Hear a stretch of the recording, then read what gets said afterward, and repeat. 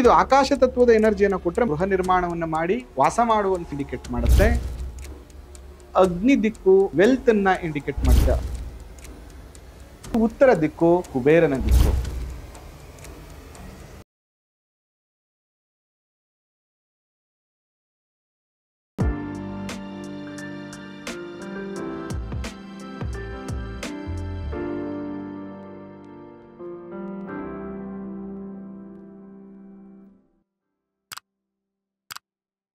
ಶ್ರೀ ಗುರುಭ್ಯೋ ನಮಃ. ಮಾಯಕಾರ ಪ್ರಭುವೇ ನಮಃ. ವಾಸ್ತು ಪುರುಷಾಯ ವಿದ್ಮಹೆ ಕ್ಷೇಮಂಕರಾಯ ಧೀಮಹಿ ತನ್ನೋ ವಾಸ್ತು ಪ್ರಚೋದಯಾತ್.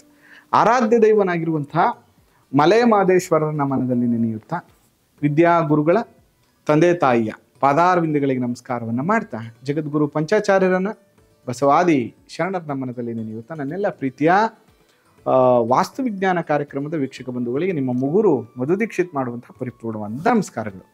ಇವತ್ತು ನಾನು ನಿಮಗೆ ಪಿರಮಿಡ್ ಬಗ್ಗೆ ತಿಳಿಸ್ಕೊಡ್ತೀನಿ. ನೋಡಿ, ನಾವು ಕೂಡ ನಮ್ಮ ಆಫೀಸಲ್ಲಿ ಬ್ರಹ್ಮಸ್ಥಾನದಲ್ಲಿ ಹಾಕಿದ್ದೀವಿ.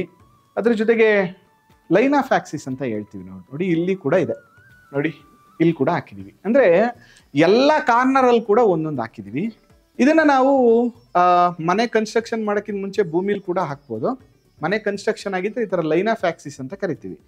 ನೋಡಿ, ಇದನ್ನು ಪಿರಮಿಡ್ ಅಥವಾ ಪೈರಾಮಿಡ್ ಅಂತ ಕರಿತೀವಿ. ಪೈರಾಮಿಡ್ ಅಂತಂದರೆ ಇಟ್ ಇಸ್ ವೆರಿ ಸಿಂಪಲ್ ಆಗಿ ನಿಮ್ಗೆ ಅರ್ಥ ಮಾಡಿಸ್ಬೇಕು ಅಂದರೆ ಮಧ್ಯಭಾಗದಲ್ಲಿ ಅಗ್ನಿ ಸ್ವರೂಪವಾಗಿರುವಂಥದ್ದನ್ನು ನಾವು ಪಿರಮಿಡ್ ಅಂತ ಕರಿತೀವಿ. ಸಾಮಾನ್ಯವಾಗಿ ನಮ್ಮ ಎಲ್ಲ ದೇವಸ್ಥಾನದ ಗೋಪುರಗಳನ್ನು ನೀವು ಅಬ್ಸರ್ವ್ ಮಾಡಿದ್ರೆ ಅದು ಈ ರೀತಿಯ ಪಿರಮಿಡ್ ಆಕೃತಿಯಲ್ಲೇ ಇರ್ತದೆ. ಇದರ ಕಾನ್ಸೆಪ್ಟ್ ಎಷ್ಟು ಚೆನ್ನಾಗಿ ಮಾಡಿದ್ದಾರೆ ಅಂತಂದ್ರೆ,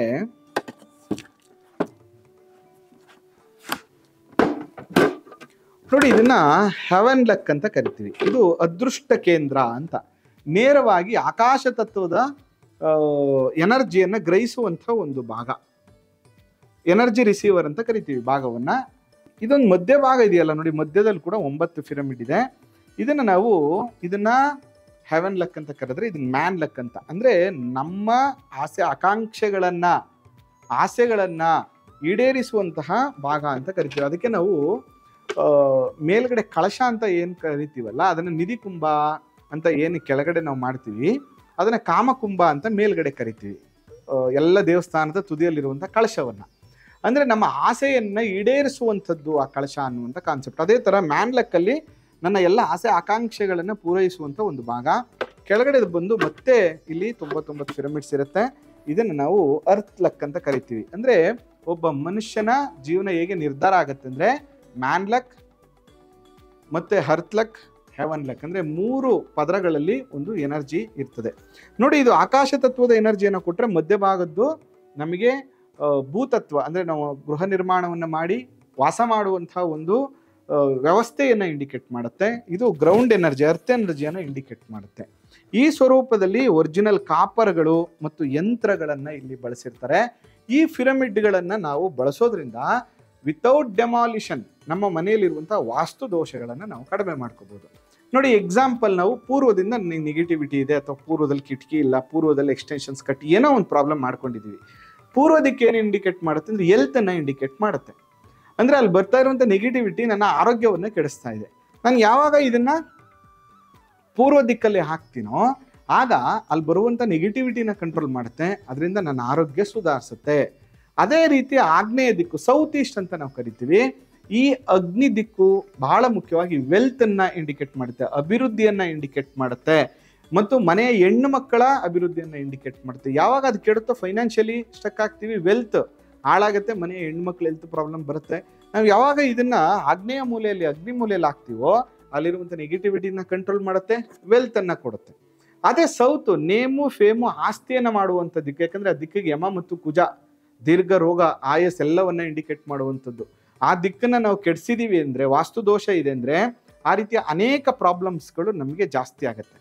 ಅದಕ್ಕೆ ನಾವೇನ್ ಮಾಡಬೇಕು, ಆ ದಿಕ್ಕಲ್ಲಿ ಹಾಕಿದ ತಕ್ಷಣನೇ ನಮಗೆ ನೇಮು ಫೇಮು ಅದೃಷ್ಟ ಆಸ್ತಿ ವಿಚಾರದಲ್ಲಿ ಆಗ್ತಾ ಇರುವಂಥ ಡಿಸ್ಟರ್ಬೆನ್ಸ್ಗಳು ನಮಗೆ ಕಮ್ಮಿ ಆಗುತ್ತೆ. ಅದೇ ರೀತಿ ನೈಋತ್ಯ ದಿಕ್ಕು, ನಿರುತಿ ಮೂಲೆ ಯಾವಾಗಲೂ ಗಂಡ ಹೆಂಡತಿಯ ಸಂಬಂಧಗಳನ್ನು ಗಟ್ಟಿ ಮಾಡುವಂಥ ದಿಕ್ಕು, ಪಿತೃದೋಷಗಳನ್ನು ಇಂಡಿಕೇಟ್ ಮಾಡುವಂಥ ದಿಕ್ಕು. ಯಾವಾಗ ನಾವು ನೈಋತ್ಯ ಮೂಲೆಯನ್ನು ಕೆಡಿಸ್ತೀವೋ ಗಂಡ ಹೆಂಡತಿಯ ಹಾಳಾಗತ್ತೆ, ಪಿತೃದೋಷಗಳು ಆಗತ್ತೆ, ಗಂಡ ಹೆಂಡತಿಯರಲ್ಲಿ ವೈಮನಸ್ಸು ಜಾಸ್ತಿ ಆಗುತ್ತೆ. ನಾವು ಯಾವಾಗ ಇದನ್ನ ಲಾಕ್ತೀವೋ ಅಂದರೆ ಪಿರಮಿಡ್ನ ಇನ್ಸ್ಟಾಲೇಷನ್ ಮಾಡ್ತೀವೋ ಅಲ್ಲಿರುವಂಥ ವಾಸ್ತುದೋಷವನ್ನು ಕಂಟ್ರೋಲ್ ಮಾಡುತ್ತೆ. ದಾಂಪತ್ಯ ಸುಖ, ಪಿತೃದೋಷಾದಿಗಳೆಲ್ಲವೂ ಕೂಡ ಕಮ್ಮಿ ಆಗುತ್ತೆ. ಇನ್ನು ವೆಸ್ಟ್ ಬಂದು ಎಂಪ್ಲಾಯೀಸ್, ಚಿಲ್ಡ್ರನ್, ಮಕ್ಕಳ ಅಭಿವೃದ್ಧಿ, ಎಜುಕೇಷನನ್ನು ಇಂಡಿಕೇಟ್ ಮಾಡುತ್ತೆ, ಐಶ್ವರ್ಯವನ್ನು ಇಂಡಿಕೇಟ್ ಮಾಡುತ್ತೆ. ಇದಿಷ್ಟು ಸಮಸ್ಯೆಗಳು ಪಶ್ಚಿಮದ ದೋಷದಿಂದ ಬರುತ್ತೆ. ಅದು ಸರಿ ಇಲ್ಲ ಅಂದರೆ ಮಕ್ಕಳ ವಿಚಾರದಲ್ಲಿ ಪ್ರಾಬ್ಲಮ್ ಆಗುತ್ತೆ, ಕೂಡಿಡುವಂಥ ಹಣದಲ್ಲಿ ಸಮಸ್ಯೆ ಆಗುತ್ತೆ. ಯಾವಾಗ ನಾವು ಇದನ್ನ ಪಿರಮಿಡ್ನ ಹಾಕ್ತೀವೋ ಅಲ್ಲಿರುವ ಸಂಪೂರ್ಣವಾದಂಥ ದೋಷಗಳು ಕಮ್ಮಿಯಾಗಿ ಮಕ್ಕಳ ಎಜುಕೇಷನ್ ಗ್ರೋತ್ ಆಗುವಂಥದ್ದು, ಅದರ ಜೊತೆಗೆ ಎಂಪ್ಲಾಯೀಸ್ ಪ್ರಾಬ್ಲಮ್ ಸಾಲ್ವ್ ಆಗುವಂಥದ್ದು, ಮತ್ತು ಫೈನಾನ್ಷಿಯಲಿ ಗಳಿಸುವ ಉಳಿಸುವ ಹಣ ಉಳ್ಕೊಳ್ಳುವಂಥದ್ದು. ಅದೇ ರೀತಿ ವಾಯುವ್ಯ ದಿಕ್ಕು ಇಟ್ ಇಸ್ ಇಂಟ್ಯೂಷನ್, ಬಹಳ ಮುಖ್ಯವಾಗಿ ನ್ಯೂ ಕ್ಲೈಂಟ್ಸ್, ಹೊಸ ಆವಿಷ್ಕಾರ, ಇಂಟೆಲಿಜೆನ್ಸ್ ಅಂತ ಕರಿತೀವಿ. ಯಾವಾಗ ಅದು ಬ್ಲಾಕೇಜಸ್ ಆಗುತ್ತೋ ವ್ಯವಹಾರ ಕುಂಠಿತ ಆಗುವಂಥದ್ದು, ಫೈನಾನ್ಷಿಯಲಿ ಪ್ರಾಬ್ಲಮ್ ಆಗುವಂಥದ್ದು, ಮಾನಸಿಕ ಖಿನ್ನತೆಗೊಳಗಾಗುವಂಥದ್ದಾಗತ್ತೆ. ಯಾವಾಗ ನಾವಲ್ಲಿ ವಾಸ್ತುದೋಷ ಕಂಟ್ರೋಲ್ಗೆ ಈ ಪಿರಮಿಡ್ನ ಹಾಕ್ತೀವೋ ಅಲ್ಲಿರುವಂಥ ನೆಗೆಟಿವಿಟಿ ಕಮ್ಮಿ ಆಗ್ತದೆ. ಆಗ ಆ ಜಾಗದಿಂದ ನಮಗೆ ಮಾನಸಿಕ ಖಿನ್ನತೆ ಏನು ಡಿಸ್ಟರ್ಬ್ ಆಗ್ತಾಯಿತ್ತು ಅದು ಕ್ಲಿಯರ್ ಆಗುತ್ತೆ, ಇಂಟೆಲಿಜೆನ್ಸ್ ಬರುತ್ತೆ, ಅದ್ರ ಜೊತೆಗೆ ನ್ಯೂ ಕ್ಲೈಂಟ್ಸ್ ನಮಗೆ ಜಾಸ್ತಿ ಆಗ್ತಾರೆ. ಅದೇ ರೀತಿ ಉತ್ತರ ದಿಕ್ಕು ಕುಬೇರನ ದಿಕ್ಕು, ಫೈನಾನ್ಷಿಯಲಿ ಇಂಪ್ರೂವ್ಮೆಂಟ್, ವ್ಯವಹಾರ, ದುಡ್ಡು, ಕಾಸು, ಹಣ, ಸಂಬಂಧ, ಒಂದು ಒಳ್ಳೆ ನೆಟ್ವರ್ಕ್. ಆ ವಾಸ್ತುದೋಷ ಇದ್ದರೆ ಅದೆಲ್ಲವೂ ಹಾಳಾಗುತ್ತೆ. ಅಲ್ಲಿ ನಾವು ಪಿರಮಿಡ್ನ ಹಾಕಿದಾಗ ನಾರ್ತ್, ಉತ್ತರದ ದಿಕ್ಕಿನ ದೋಷಗಳು ಕಮ್ಮಿ ಆಗುತ್ತೆ. ಅಲ್ಲಿಂದ ಹೊಸ ಬಾಂಧವ್ಯಗಳು, ಹೊಸ ನೆಟ್ವರ್ಕು, ಫೈನಾನ್ಷಿಯಲಿ ವ್ಯಾವಹಾರಿಕವಾಗಿ ಗ್ರೋತು ಮತ್ತು ಎಜುಕೇಷನ್ ಗ್ರೋತು ಚೆನ್ನಾಗಾಗುತ್ತೆ.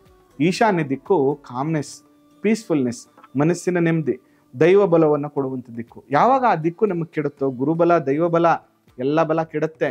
ಜೊತೆಗೆ ಮನೆಯಲ್ಲಿ ಪೀಸ್ಫುಲ್ ನೆಮ್ಮದಿ ಹಾಳಾಗುತ್ತೆ. ಅದರಿಂದ ಅಲ್ಲಿ ಒಂದು ಪಿರಮಿಡನ್ನು ಇನ್ಸ್ಟಾಲೇಷನ್ ಮಾಡೋದ್ರಿಂದ ಅಲ್ಲಿರುವ ವಾಸ್ತುದೋಷ ಕಮ್ಮಿ ಆಗುತ್ತೆ, ಮನೆಯಲ್ಲಿ ಕಾಮ್ನೆಸ್ ಬರುತ್ತೆ, ನೆಮ್ಮದಿ ಬರುತ್ತೆ, ದೈವ ಬಲ ಬರುತ್ತೆ. ಮತ್ತು ಬ್ರಹ್ಮಸ್ಥಾನ ಇಟ್ಸ್ ಎ ಲಕ್. ನಾವು ಏನೇ ಪರಿಶ್ರಮ ಪಟ್ಟರೂ ಕೂಡ ಪರಿಶ್ರಮ ಜೊತೆ ಒಂದು ಸ್ವಲ್ಪ ಲಕ್ ಇರಬೇಕು.